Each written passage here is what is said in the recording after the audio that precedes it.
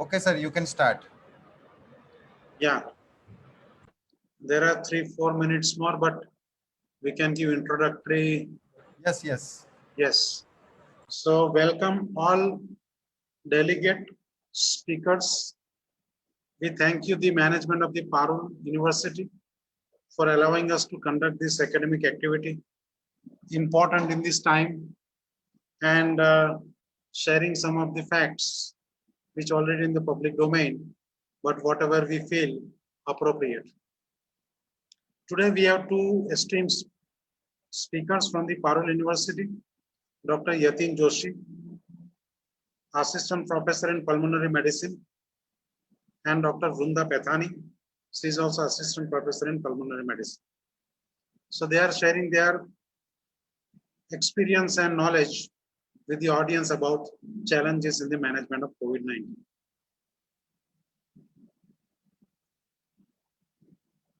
So can we start now? Yes, sir. Okay. So again, good afternoon, everybody. Thank you, speakers, for accepting the invitation and sharing their experience with the audience. Topic of today's discussion is challenges in management of COVID-19.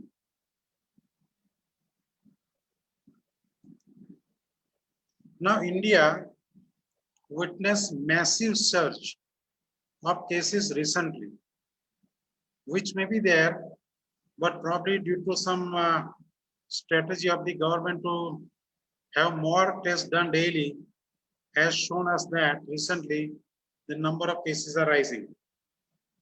Now there is a question whether the death reported are really actual number, and the number of cases which are seen high now is due to because of increased testing. Now strengthen the healthcare sector to combat COVID-19. Is it appropriately done in all sectors? India has more than 1.3 billion population. So it is a dense country, and there is a lack of universal access to clean drinking water. And there are a group which is a sizable group having poor socioeconomic status. These are major challenge to fight and curb spread of infection of COVID-19. Failure to contain the pandemic may be disastrous, not for only India, but all over the world. And there may be widespread cases, thousands of deaths, and there may be a lot of burden on the healthcare infrastructure, including manpower. Unabated spread of the pandemic could make India the next COVID-19 hotspot, probably which is actually now is the reality. Now, WHO said future of the pandemic will depend on how India handles it. And there are myriad challenges faced to fight in multiple ways against COVID-19. One of the main factors is cost. The cost to have diagnosis, treatment, stay in the hospital, other logistics. There are numerous mental health threats associated with the current pandemic, and that is mainly because of quarantine, or you can say isolation. COVID-19 has a mental health risk mainly in children and adolescents. They are actually disadvantaged and marginalized. Research is needed to assess the implication of policies enacted to contain the pandemic on mental health of the children and adolescents, keeping in mind the risk-benefit ratio. Now, this is the conventional graph to have the knowledge about initiation of the disease. Then there is a top of the curve, so there is a stabilization, and then there is a regression and ultimately coming to the baseline. Now, seeing this current scenario, the cases are actually rising. So still we have not reached the top. So we cannot predict from the graph where we can have at the top and where the graph will decline. Quarantine associated risks are many. One of them is depression. There may be a sexual assault, domestic violence. Case definition. There are many differentials, so there is a challenge where patient came with fever, cough, and shortness of breath, whether it is a COVID-19 associated pneumonia or something else. There may be atypical presentation like loss of taste, loss of smell or diarrhea. So, or extreme weakness or fatigue. So there are a lot of challenges in the diagnosing COVID-19 related illness. Clinical features, it looks like flu-like syndrome. Other viral diseases also give exactly the same picture. So, but it is a pandemic, so the differential is narrow. There are atypical symptoms, and most of them are asymptomatic. 80 to 85% per infected individual may not have any symptoms. So we do not know the actual figure, or we are not actually testing all the infected population. Lab diagnosis problems here. How will you collect the specimen from which route? If you collect respiratory specimen, the collection is appropriate or not, transportation is proper or not, the logistics of processing, sensitivity and specificity of the COVID-19 RT-PCR, which is between 67 to 79% if a single test and 97% if there are two tests. There are differential diagnostic tests available, antigen test. The subsequent speaker will throw more light on this RT-PCR. And there is a Tata group which are launching first paper strip COVID-19 test, that is a Feluda test. Now, when you are testing the patient is also important, right from the first day of the symptom, in which day you are testing, which test you are carrying out, at what level and how frequently you are testing inflammatory markers to correlate the viral load, what is the importance of lymphocyte count, and what is the consequence or comorbidities associated with the COVID-19 infection. ICMR has advised antigen detection test. They said that if there is a negative test, then subsequently you have to carry out RT-PCR to rule out infection. But if there is a positive test, then it does not require to be confirmed by RT-PCR. This is the statement given by ICMR. Now, these are the laboratory tests we should carry out to find out the lymphocyte count, whether it is more than 15% or less, creatinine clearance more than 60 or less, whether there is a liver involvement to find out subsequent course of action and drugs to be given in future, inflammatory markers, we can add troponin here, chest X-ray to find out whether there is infiltrate or ARDS like picture, and what are the complications, pneumonia, ARDS, hypotension, tachycardia, myocarditis, acute kidney injury, the patient is on any immunosuppressant drug, or patient is a stroke. That is also important in future consequences. D-dimer, the next learned speaker will throw more light on this. But if it is very, very high, so it can be a false positive, and then you need to repeat. Especially when it is more than 15,000, then if they repeat, the value may not be correct. Repeat it. If more than 3,000, then if you want to start anticoagulant, again repeat once. Sequential rise is more important than a repeat test. So D-dimer also throws so many challenges when you want to predict prognosis or try to find out the future course of therapy. Troponin is important to diagnose when there is a tachycardia and hypotension, whether patient is progressing toward myocarditis or he actually develop acute coronary syndrome. Hypoxia, when the patient oxygen saturation falls from 98 to 95 and from 95 to 93, and if there is no symptom, so whether patient is having happy hypoxia or some other problem, so we can advise patient 6-minute walk test.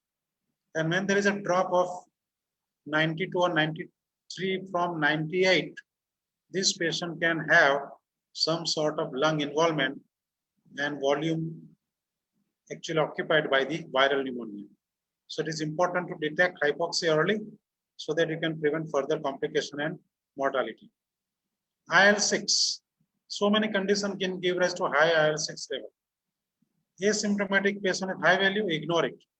It is not significant. And it may never to be tested on OPD basis. Because when you test this, there has to be some sort of therapy you are advised to be given to this patient who is seriously ill. RT-PCR, next speaker is going to talk on this. But in short, we have to test as early as possible and don't wait till late 5, 6, 7, 8 days because it can be positive on day one also. That is the usefulness of another test which subsequent speaker might speak. HRCT, initially it may be normal and after 4 days or so it can be positive. So timing is important. So there is also diagnostic dilemma whether this test has to be done or not. And some of the protocol may not have the algorithm of HRCT as the one of the diagnostic marker for COVID-19. Now there are some challenges in treatment as well. First is hydroxychloroquine. Initially, we used to give in prophylaxis for healthcare workers and those who come in contact with the healthcare workers at home. But now, the studies also show that it does not have any clinical benefit. So whether we should give it or not is a big question. Lopinavir, ritonavir, 400 and 100 milligram twice a day is a boosted protease inhibitor, and it was first tried in 2003.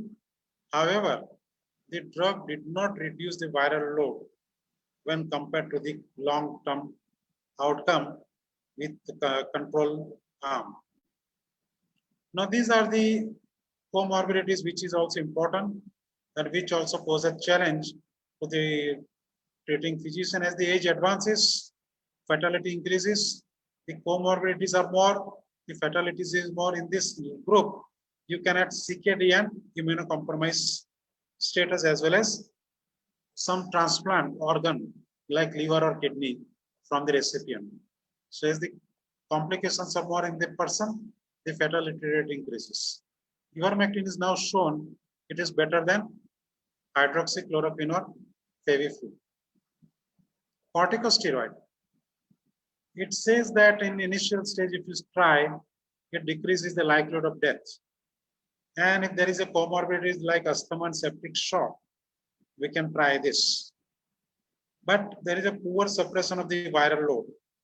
And there is a prolonged shedding of the virus. So early steroid use is not warranted. An appropriate patient stratification is important. Steroids should never be used in asymptomatic. If it is more than 7 days minimum weakness, minimum symptoms, CT score is less than 8, or patient is minimally disabled, viremia is very high with normal inflammatory markers, never use it. So steroid is also a challenge. You want to reduce mortality and morbidity, but there is a risk as well. Vitamin and mineral, can it cure? It cannot cure, but it can definitely boost your immunity. Oseltamivir was first tried in H1N1, but there is no benefit if it is for a long term or in COVID-19 infection. Remdesivir, it did not show any significant benefit. It is adenosine analog and RNA polymerase blocker. Trend towards shorten illness in patients who receive their drugs early is also shown. So hospital stay is reduced. The severity of the illness is also reduced. Favipiravir is RNA polymerase inhibitor. It can be given as an adjuvant drug or agent in moderate and severe disease, and that is tried in China. Interleukin 6 inhibitor, rapid onset hypoxia, shock, and multi-organ dysfunction. This drug is tried. And if there is a high neutrophil count, elevated CRP, can predict that there may be a bacterial infection as well. And when you give this inhibitor, you have to knock out T cell. So you have to rule out all infection which are covert or overt. And tocilizumab showed marked improvement in hypoxia, chest imaging, fever, lymphocyte count, and C-reactive protein. So this can be tried in a selected group of patients with keeping in mind indication and contraindication clearly. Convalescent plasma from survivor of this disease, it decreases hospital stay, mortality at use in critically ill patient.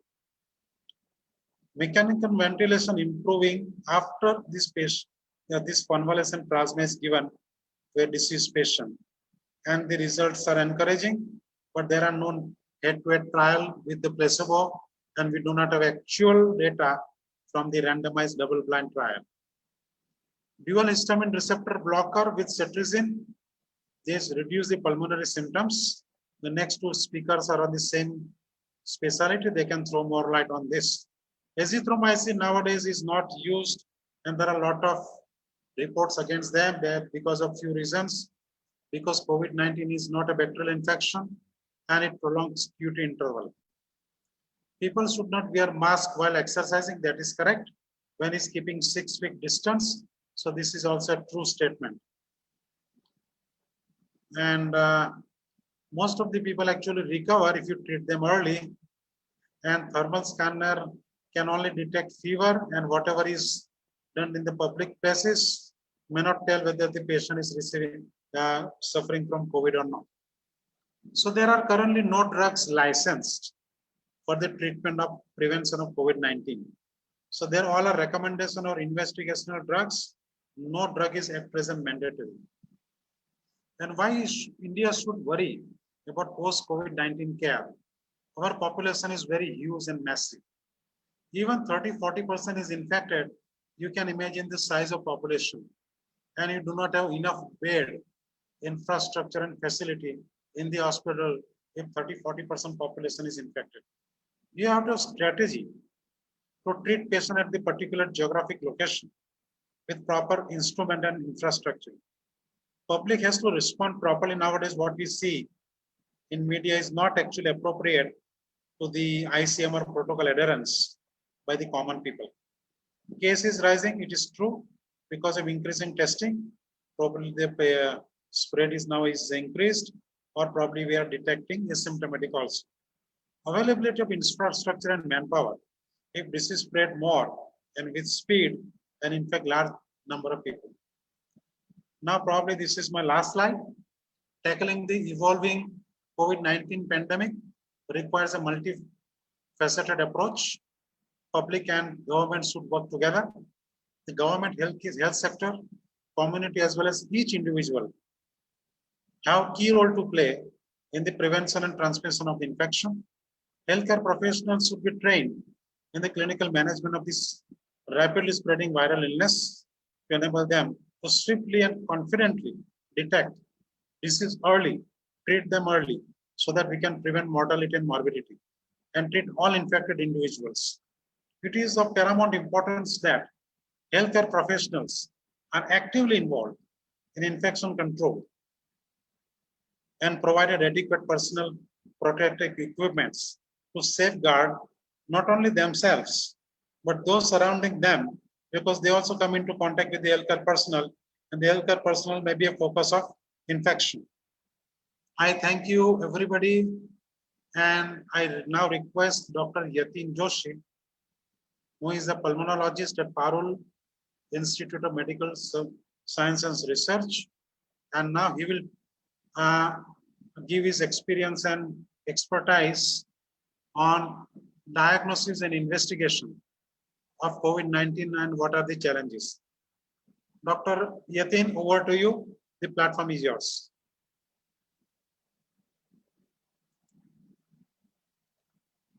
How can I stop this slide?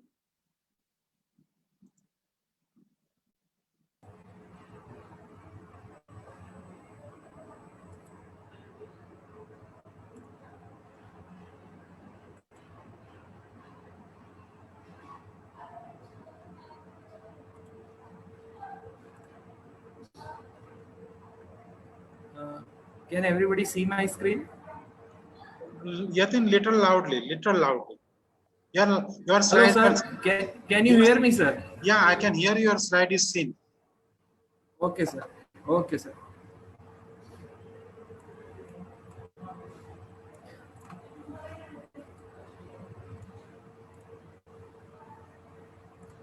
Thank, thank you, Dr. Bhattacharya, sir, for very insightful introduction of the topic. Good afternoon to everyone. So, I am going to talk on the challenges in the diagnosis of COVID-19. Now, day by day, incidence is increasing in our nation. More and more cases we are seeing of COVID-19. So, it is better to have an early diagnosis. And let's talk about the diagnosis. And we will talk under five titles: clinical, radiological, molecular testing, then differential diagnosis, and some diagnostic dilemmas. So, how to suspect COVID 19 from clinical picture for early diagnosis? There is always a high chances of survival and recovery if diagnosis is made early. So, early diagnosis is the key. High degree of clinical suspicion is required.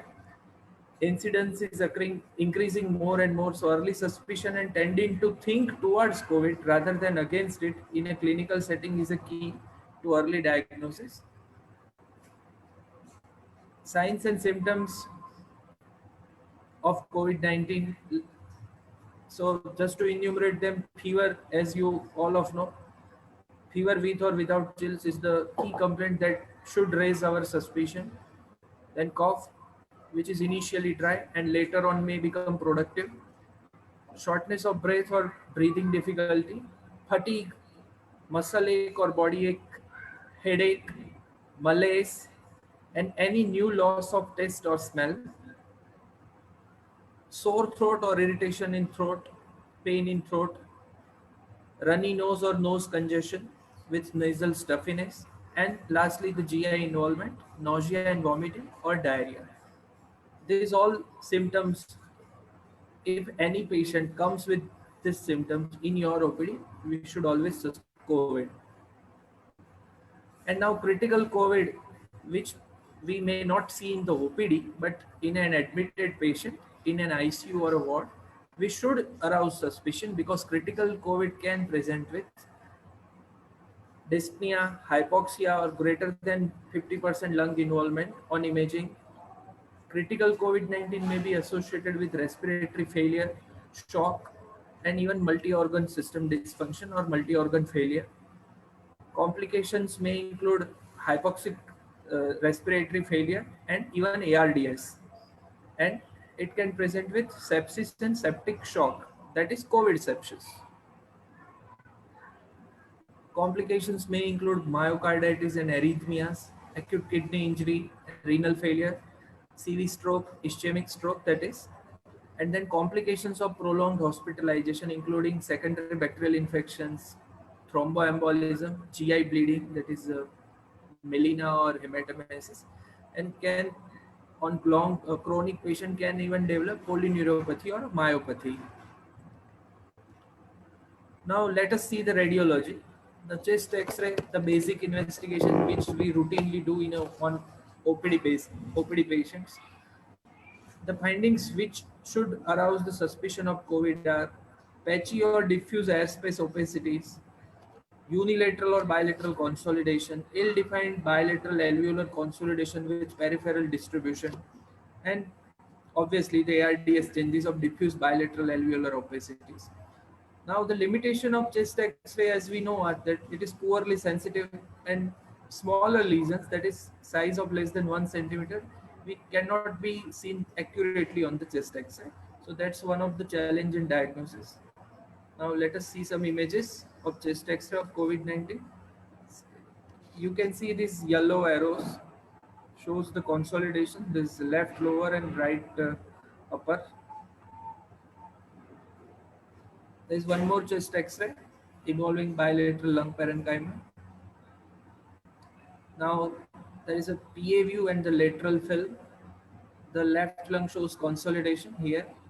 Same thing can be seen in the lateral image. Now CT chest. Now CT chest is the obviously more sensitive than the chest X-ray. Now CT chest, we should do after, ideally we should do after 3 to 4 days of starting of illness, because initially it may not show this much profound changes. Now the findings which should arouse suspicion of COVID are, the most common findings are ground glass opacities or GGOs, which may be in the clusters or round or wedge shaped patterns. Then crazy paving pattern or a combination of both crazy paving and GGO. And sometimes in the GGO itself, thin or thick reticular lines may develop. In the coming slides, I will show some images of CT, so it will be easy to see this findings. Consolidation and atelectasis, this organizing densities. Then bronchiectasis, fibrosis and scarring with associated blebs and traction bronchiectasis. Chronic irreversible changes such as honeycombing can also be observed in a long-term COVID patients. No lymphadenopathy or cavitations. These two findings, this cavitations and lymphadenopathy, excludes or rules out COVID. Then the another important finding which is seen is intralobular interstitium thickening and interlobular septal thickening. And almost half of the patients have multifocal.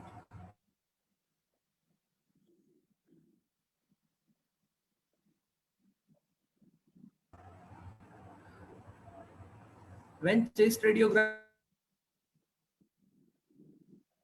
smaller involved and fewer in patient. Predominantly in the lower lobes, and CT scan confirmed that the lesions were mainly peripheral in the group with normal radiographs, while patients with abnormal radiographs had mixed central and peripheral locations. So, patient who has a normal chest X-ray will show opacities in the peripheries, while abnormal chest radiograph patients will show opacities both mixed central and peripheral on CT chest. Then subpleural involvement with architectural distortion and multifocal ground glass opacities and consolidation in bilateral lung lobes with a peripheral lung predilection or predominance. Now MRI chest. Now MRI for the chest, generally we do not do. Our routine trend or practice is that we generally do CT chest. But in a study published in the journal Academic Radiology, now they had compared the sensitivity of MRI and CT scan to detect the findings of COVID in the lung parenchyma. So in the West, MRI scan is gaining the somewhat importance for lung imaging in COVID patients. Now in this study, the sensitivity of MRI to detect consolidation and nodules was equally comparable to CT. Although thorax CT is widely used in the imaging of COVID-19, MRI can also be used as an alternative diagnostic tool. But generally we do not use MRI because MRI is expensive and it takes more time. Patients do get claustrophobic and it takes more time, while CT is much more faster and silent, and obviously it is cheaper. Now the initial CT patterns observed in different studies are the most common finding being the ground glass opacities, bilateral involvement, consolidation, that posterior distribution, multilobar involvement, peripheral distribution, and the unilateral consolidation. So GGOs being the most common. Now this is a CORADS grading which we often see in the CT chest reporting by our radiologist friends. Now this is the CORADS is basically a grading for likelihood of a patient having COVID or not likelihood. So as we go up from 1 to 6, there is an increasing chance of patient having COVID on basis on the findings observed in CT. So CORADS 1 is highly unlikely. So normal scan or very non-infectious abnormalities, CORADS 2 is unlikely for COVID. Abnormalities which are consistent with infections other than COVID, like tuberculosis or any other abnormality. CORADS 3 is equivocal, a 50-50 like picture. Unclear whether COVID-19 is present or not. CORADS 4 is high probability. Abnormalities suspicious of COVID-19. CORADS 5 is very high likely. typical COVID-19 changes which I just described, but without RT-PCR confirmation. And cohort 6 is RT-PCR confirmed with the typical COVID-19 changes in the CT. So this is the cohorts grading which we see in our CT chest reporting. Now let us see some pictures. So these are the ground glass opacities, as you can see in bilateral lung parenchymas. I hope you are able to locate the GGOs. There is one more image. There are GGOs are more pronounced. Now this is a posterior subpleural predominance consolidation. This is more dense consolidation with somewhat perivascular involvement. This my cursor. If you can see the area around my cursor. Now this is a dense consolidation with architectural distortion and also vascular dilatation. If you can see my cursor, these are vascular dilatations. See, now this is a bronchiectasis. This is a dilated bronchus, and there is a damage in the lung parenchyma in the peripheral, demarcated by the yellow arrows. There's one more image where there is both GGOs in the right side, and the posteriorly there is consolidation and vascular dilatation also. Now the microbiology or molecular testing, the rapid antigen test.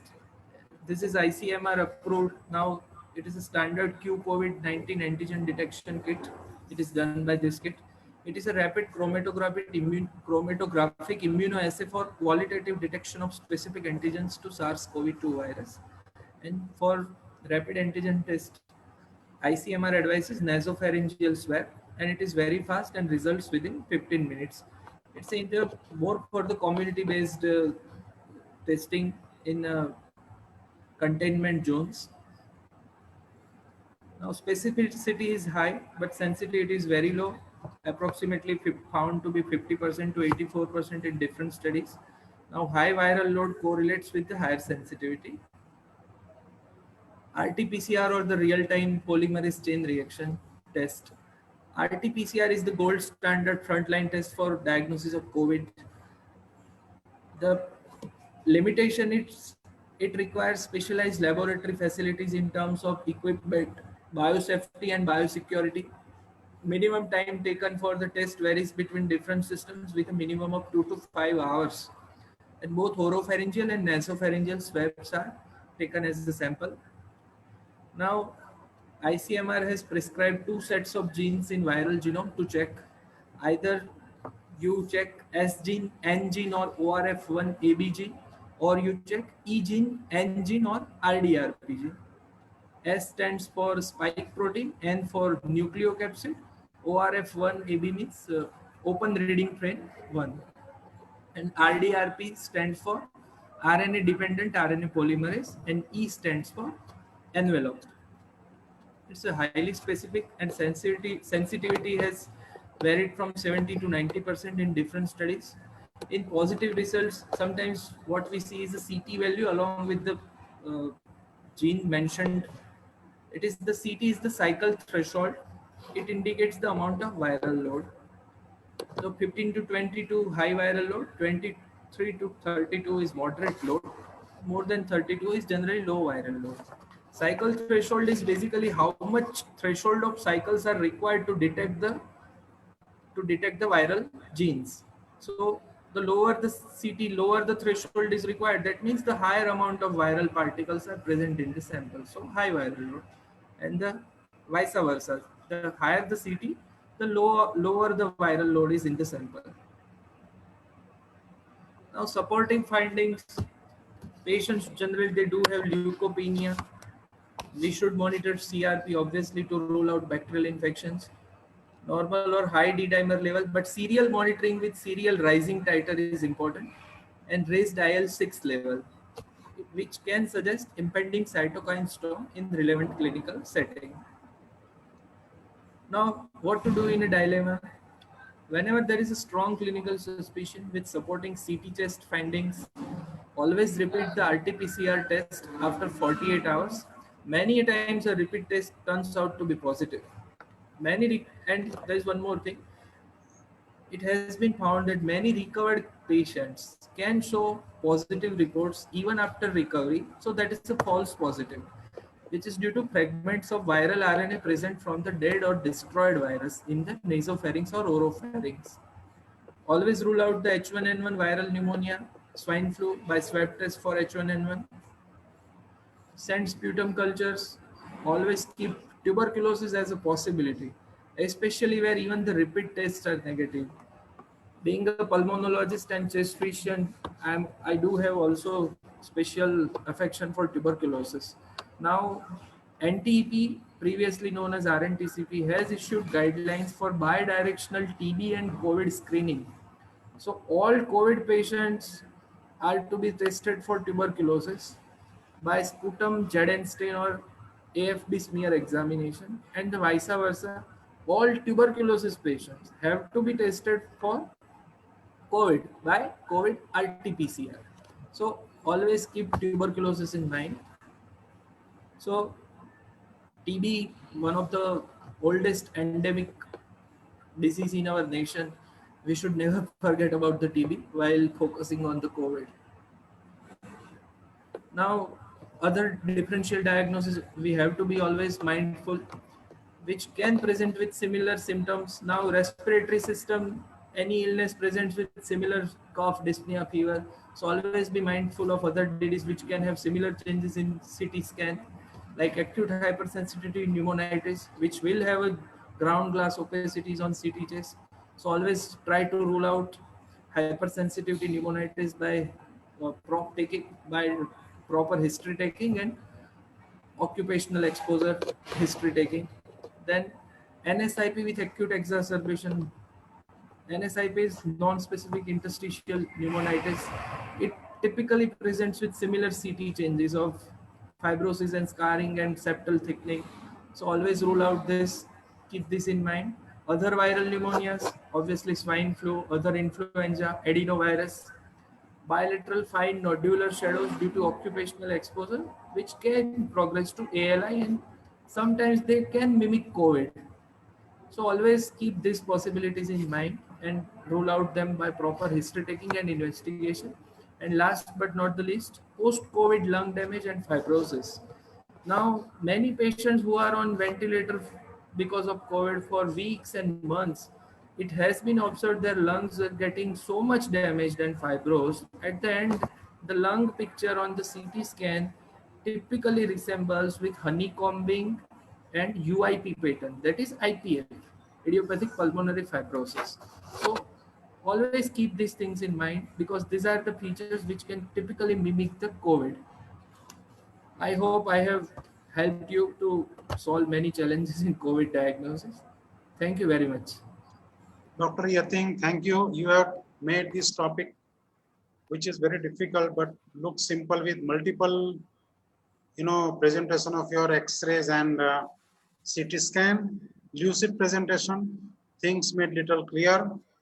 And now I request Dr. Vrunda, pulmonologist from Parur Institute of Medical Science and Research, to discuss about what are the challenges in treatment. Over to Vrunda, please. Sir, Dr. Vrunda has somewhat problem in connectivity because of slow internet. So she is going to present from my computer only. Yes, no. Welcome.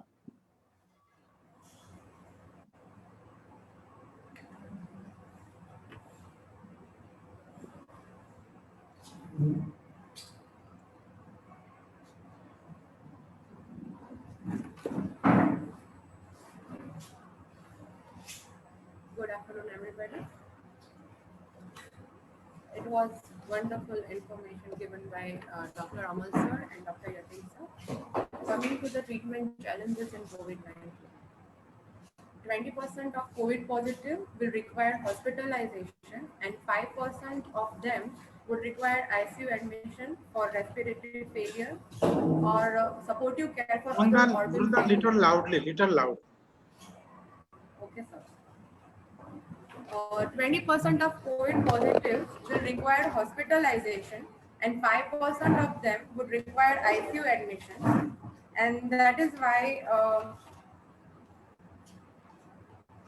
the question is, what weapons do we have to combat this COVID pandemic? So first we have the preventive approach, which is the use of personal protective equipment like facials, N95 masks, goggles, gowns, gloves, etc., which is used by all the healthcare workers and the residents that live around the COVID positive cases, especially if the patient who is COVID positive and resolves to have home isolation, then the people living in the same house will need to use these personal protective equipments. Then the isolation of person who are either suspects, and as well as the cases of COVID-19, social distancing in public places, which is very followed, sterilizing equipments, workspaces, etc., and frequent hand washing. Now comes the medical management. Remdesivir is the DCGI approved lyophilized powder for injection, available in 100 milligram vial, and its use is restricted in treating as an emergency drug in treating COVID-19 in India. Now, this drug is developed by Gilead Sciences and it's licensed by Mylan for commercialization in 127 low and middle income countries.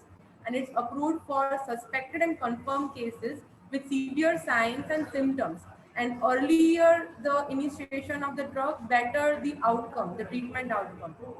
However, it is expensive and there is somewhat clarity which is required based on the clinical trials for its further use.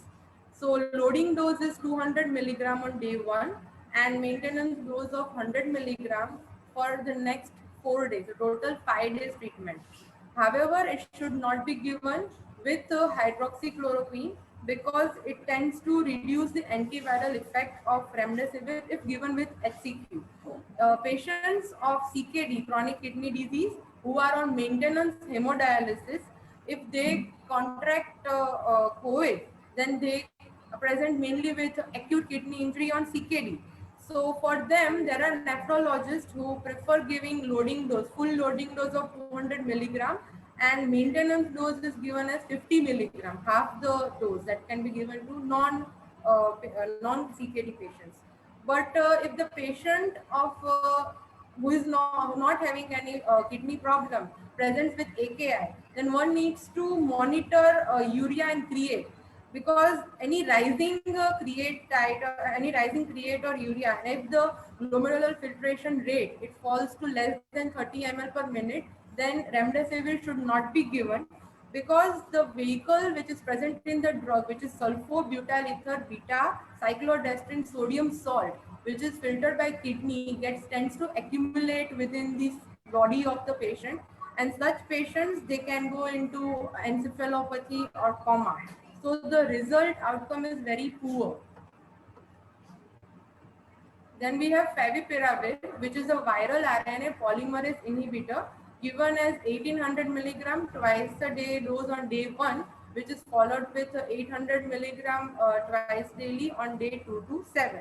Now this favipiravir, it's still under trial for its use in special cases like pregnancy, elderly, and it can be used against other influenza virus which are resistant to oseltamivir and amantadine. And fatal hemorrhagic fever is also seen with the drug. Then we have HCQ, which inhibits endosomal acidification given as a dose of 400 milligram twice a day on day 1, followed by 400 milligram daily for 2 to 5 days. Cardiac toxicity and retinopathy are commonly seen. So in patients of ischemic heart disease or patients who are on antiarrhythmics, they should not be given hydroxychloroquine. And then we have azithromycin. Now, azithromycin is a wonderful drug.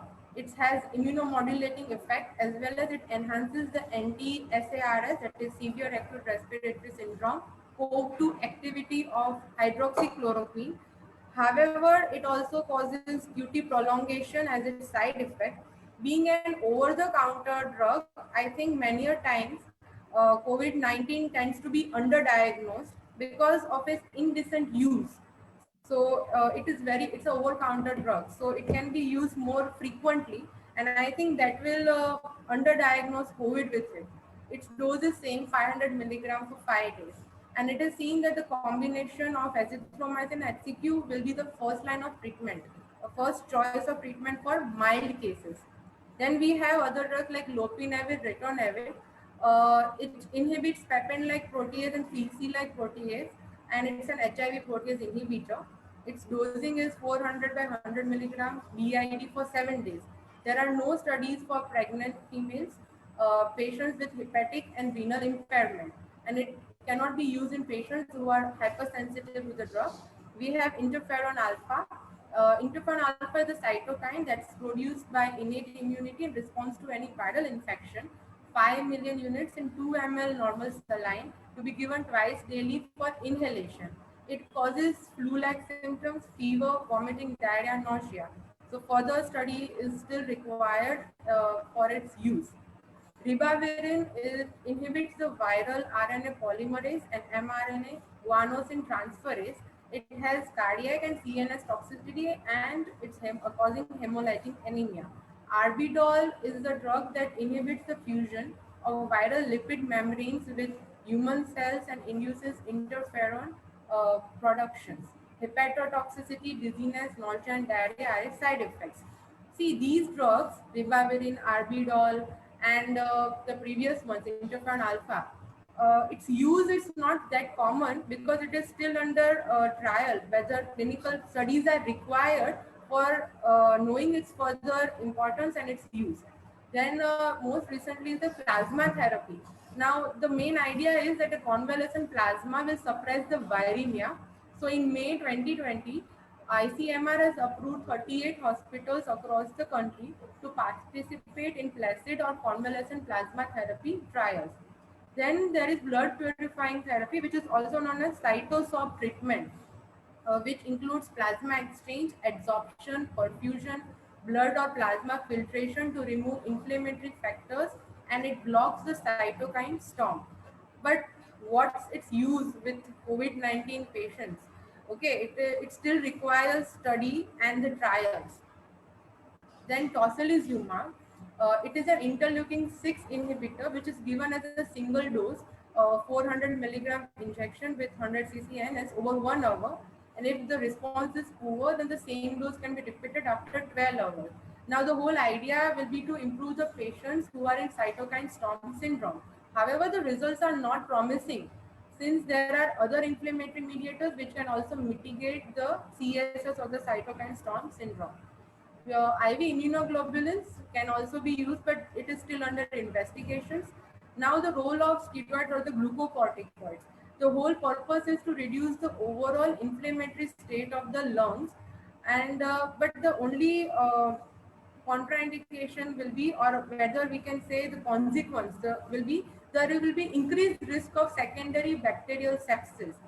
Most commonly, methylprednisolone is used in these patients, but methylprednisolone has two properties. In low doses, it will act as an anti-inflammatory agent, but if the doses are increased, then it can also act as an immunosuppressant. So we can give IV glucocorticoids to reduce the inflammatory state, but we need to keep in mind that secondary bacterial sepsis can occur anytime. So for that, we need to give patients higher antibiotics, a good antimicrobial agents to combat that bacterial sepsis, which should cover gram-positive and negative infections. Ecoplanins and other glycopeptides, they are commonly used because it will prevent the virus entry into cytoplasm, inhibits the transcription and viral replication in the low micromolecular range. It inhibits the cathepsin L and cathepsin B in host cell, which is seen in the late endosomal pathway. Monoclonal or polyclonal antibodies are also under study.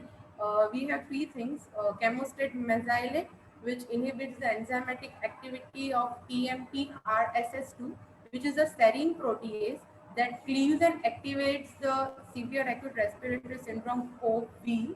COVID virus spike protein. And then there is cysteine PIK1177, which inhibits the replication of the virus within the submicromolecular range. And stem cell therapy is also under investigation. Certain herbal medications which are also under investigation trials. These herbs are like Astragalli radix, Glycyrrhizae radix, Sapochnicovi, Atractylodis, Lonicera japonica flos, Fructus forsythia. Supportive treatment along with this is also important in COVID patients. What we see is patient going desaturation. Hypoxemia management is very crucial right from the beginning of the initiation of the treatment for COVID.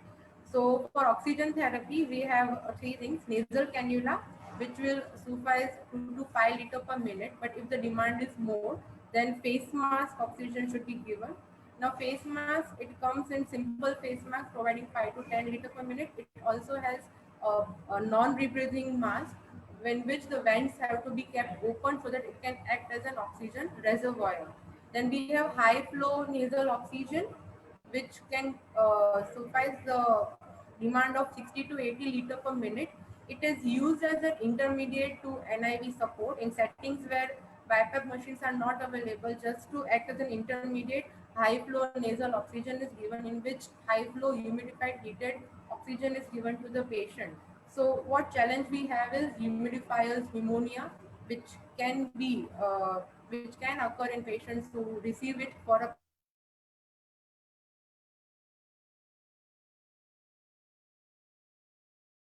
CPAP.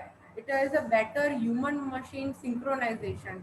So it is more preferred than BiPAP, that is bi-level positive BiPAP pressure support. But in COPD patients and the ones who do not tolerate CPAP, BiPAP should be given. Then intermittent positive pressure ventilation. Now, most common reason why we need to give is in patients of acute respiratory distress syndrome, which is the most deadly complication of COVID-19 patients and most commonly seen. Now, the strategies that are specific for it will be to keep a low tidal volume of 4 to 8 ml per kg. You have to set that. Plateau pressure has to be less than 30 centimeter of water. To keep a PEEP, higher PEEP of more than 12 centimeter of water.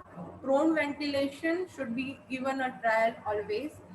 Use of muscle relaxants, that is to improve the oxygenation if the patient will not fight with the ventilator. But again, there is a risk for respiratory muscle dysfunction, deconditioning. And then there are recruitment maneuvers to counteract the refractory hypoxemia, which is commonly seen in ARDS patients. Then we have ECMO. ECMO is extracorporeal membranous oxygenation, and that is putting lungs to a complete rest while its function is being carried out by an artificial heart lung setup. But the chances to come out of this ECMO setting is very less. First and foremost, it's a very risky, invasive method, and there is lots of blood thinners which are used, which increases the risk for intracranial hemorrhage, and it requires a skilled technician. It's costly, but it can be given and put to a try in few specialized cases only. Uh, then we have circulatory support to be given. Now one must monitor patients for septic shock, GI bleed, or heart failure, and for that serum lactate levels, central venous pressure monitoring, and monitoring of the inferior vena cava by 2D echo to know whether it is collapsible, to know whether it is dilated, because it helps us in titrating the fluids.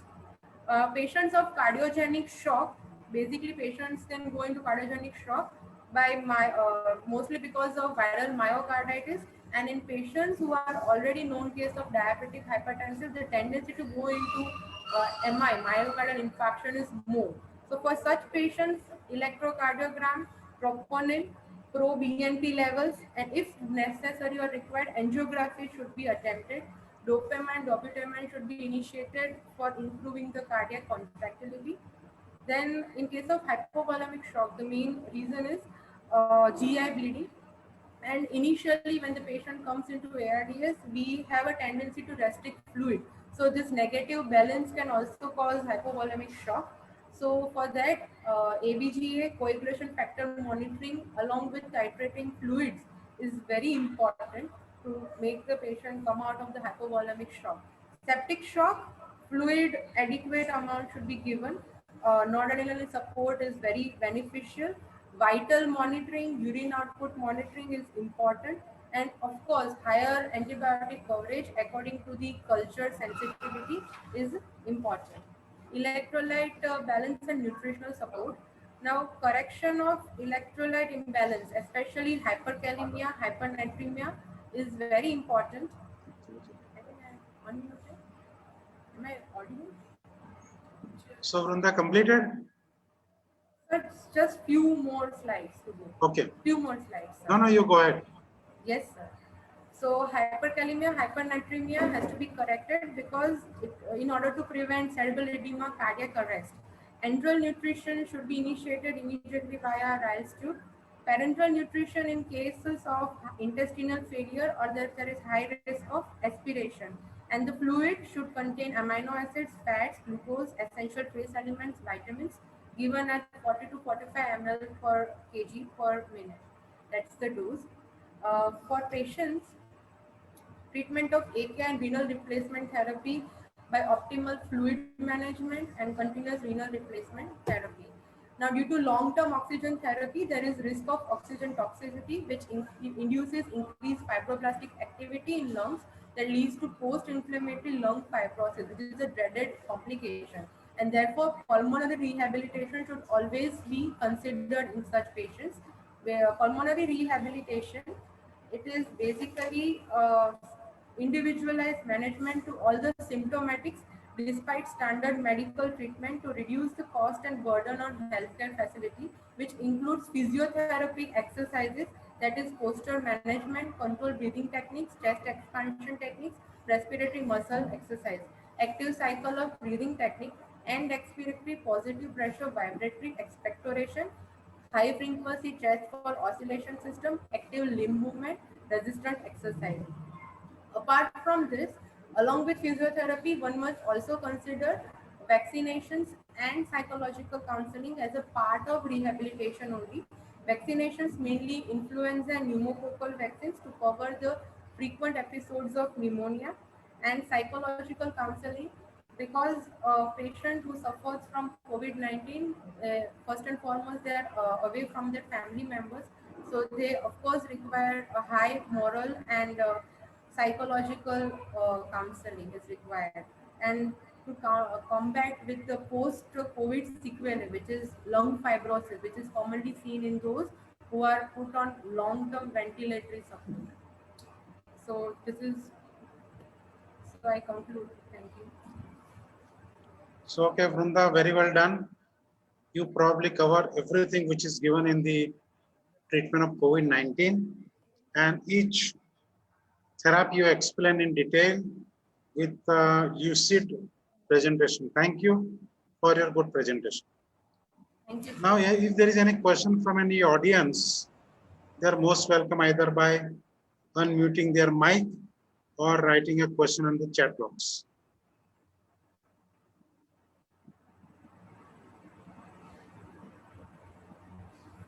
Question from audience, any question to any of the speakers? So before audience can ask question, one question to Dr. Yatin.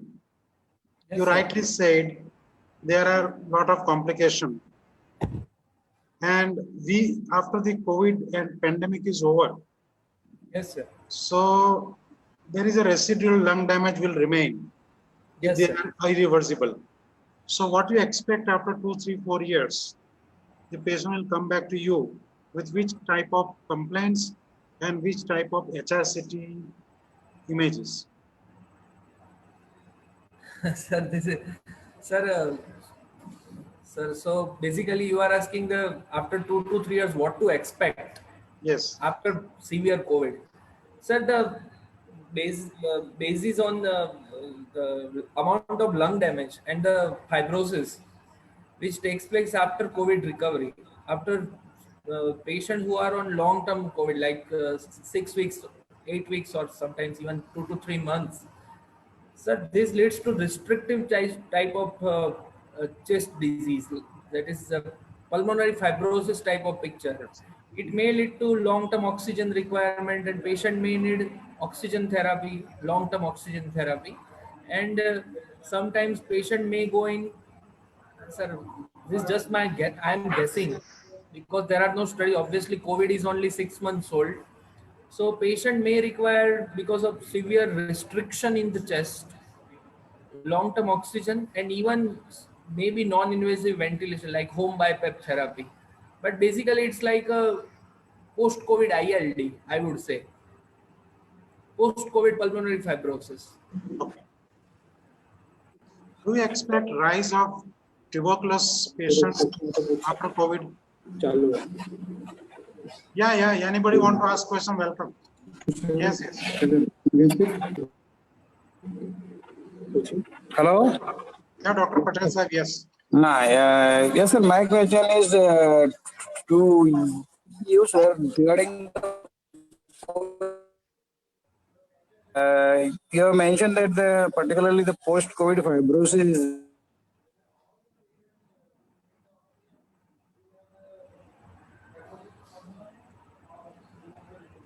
Sir, you are not audible, sir. Can you write down on a chat box? Sir, can you write? Can you No, sir. place your question on a post on chat box? Yatin bhai, second question. Can you Sir. expect rise of tuberculosis after COVID infection? Incidence of tuberculosis. Sir, tuberculosis basically because of the strict and one of the most strict and draconian lockdown which we implemented in the months of March to April. So there was definitely decrease in the notification of TB cases, and many patients had missed their doses of AKT also because of the lockdown implementation. Sir, so there are two things both way. Sir, because of masks, because tuberculosis is also an airborne disease, incidence of TB should go down. But because of the poor notification, poor surveillance and poor treatment implementation of RNTCP, there is a chance that infectivity of positive sputum positive TB cases can increase, leading to increased TB incidence, which may see, which may see, which may we see in the coming months. Okay. Yes, Dr. Marathe sir, I want to ask question. Yeah, I just wanted to ask one thing, sir. There have been two large scale clinical trials which have concluded that hydroxychloroquine is useless in treatment. Why are we still using hydroxychloroquine? Yeah, I already. Sir, I will answer that. Yeah, Dr. Yatin, please. Yes.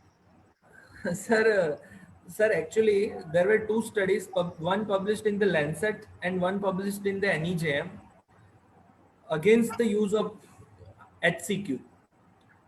Now, ICMR had separately conducted study in India. Now, study published in the Lancet and NEJM, they advised against the use of HCQ, while ICMR advised in favor of use of HCQ. Now, the studies which were published in the Lancet and the NEJM, later on, both journals, both are very highly reputed journals, NEJM and Lancet, they both withdrew that article because the data which was used to substantiate the findings in that study, which was published in NEJM and Lancet, it was found to be flawed. But still, sir, HCQ, I would say it has more of an immunomodulatory effect and it is showing results in Indian patients. Now, my experience is we should not use it with azithromycin because both azithromycin and HCQ, they prolong QTC interval. So better to use HCQS with doxycycline and ivermectin. So, sir, I hope I don't know which study you are trying to quote for against the use of HCQ, but the studies which I know were published in the Lancet and the NEJM, both were withdrew by these two reputed journals. And No, I there can was a later on large share the clinical link trials also. later on also. There was a large clinical trial later on also which concluded that hydroxychloroquine is doing more harm than benefit. Okay. Sir, clinically, I, sir, in the older age patients and patients with CVS comorbidity, definitely we should not use. HCQ is more useful than in a younger patient who do not have any CVS comorbidity. So definitely it is there, sir. is Even there in any Parul clinical trial Hospital which also we do suggests, not use because in patients with old age and CVS comorbidity. just one more question, Yatin, have you come across any study which says that hydroxychloroquine can be used as prophylactic in Indian doctors? Because large number of doctors are taking hydroxychloroquine as a prophylactic drug. And Sir, is it really good, or is it really sir, helping? ICMR in the month of June or May, I think in the month of June, had published an advisory in favor of taking HCQ as a prophylaxis for in healthcare workers. I don't know whether it was substantiated by any clinical trial study or not. That I will have to check, sir. Thank you so much. Thank you, Thank you, Yatin sir. Joshi. Thanks Thank for you, the Marathi wonderful sir, talk. for your question, sir. Vrunda, one question to you. Yes, sir. Can you tell us if the disease itself cannot produce immunity, how vaccine will produce immunity? Sir, actually the COVID antigen that is getting exposed, actually the COVID antigen which actually induces the immunity, which is triggering the T cell, that particular factor, it is amplified in the vaccine that is going to be introduced for COVID. So I think that is going to help in extending the memory of the B cells. I think Okay, that is thank how you. the vaccine is helpful. It is Okay. not yet come, but I think that is what their main idea is. Thank you, Vrunda. Any other audience have any other question? If not, then I thank both the speakers. They did extremely well. Try to make this difficult topic simple. Lucid presentation with lot many chest radiographs and CT scan images. I thank you, Parul University, for giving us this opportunity to disseminate whatever this learned speaker can disseminate. Thank the audience for their participation. Stay safe. Good day. Thank you. And we end this webinar with a positive note. Sir, That one student has raised hand. yeah. Well, Bolo. Dhruv, you can ask your question.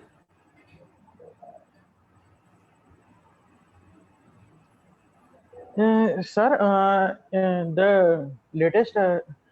Latest એક test આવ્યો છે આપણો CRISPR COVID-19 માટે CRISPR 9 અથવા 19 COVID-19 test for the rapid card it is relevant આનું sensitivity specificity Can you repeat your question and speak loudly? Sir Please COVID-19 speak માટે loudly. Yes sir COVID-19 માટે એક CRISPR test નવો આવ્યો છે. It is relevant or not, sir? Amal sir, I'm not understanding the question. Can you, Dr. Dhruv, can you write in a chat box so that we can sir. understand? We will wait till you write. Sir, chat box disable છે, sir. તમારું થોડું eco થઈને આવે છે ને ખબર નથી પડતી. ફરી જરા રિપીટ કરશો તમારો ક્વેશ્ચન? સર COVID-19 માટે CRISPR કરીને એક નવો ટેસ્ટ આવ્યો છે, sir. CRISPR, sir. There is a new test called CRISPR. CRISPR. Okay. આ ન્યૂઝના અંદર 2 to 3 weeks પહેલા આવ્યું હતું, એટલે આ રેલિવન્ટ ટેસ્ટ છે કે નથી, સર? ઇન્ડિયાએ લોન્ચ કર્યો હતો આ ટેસ્ટ હમણાં. It is antigen Dhruv, test.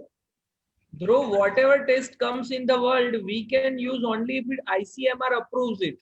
First, ICMR has to check the validity and genuineness and the feasibility in Indian setting. And if ICMR approve, then only our labs can do it. Okay, sir. Sir, may I interfere? I'm sorry. Yes. CRISPR Cas9 is a new technology.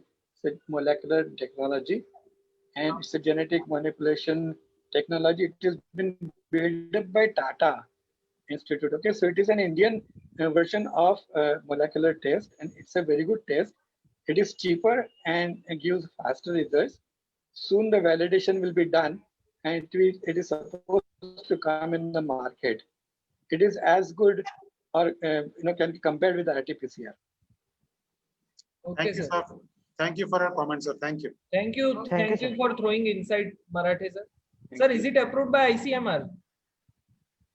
Soon it will be available. It has not come in the market still, but before coming into the market, it will be validated by ICMR, and most probably it will be validated because it's a good technology, and it's a very recent technology. CRISPR-Cas9, that's the name. Okay, sir. Okay, thank you, Dhruv. Thank you, Marathe sir. So Thank you, thank sir. you all audience for active participation. Thank you Speakers for for wonderful talk. clarity of the thoughts. Dr. Marathe sir, we also thank you for your involvement. So we end the webinar here with a note that we might come back again with some new topics. Stay safe, good day, and we end this webinar here. Okay.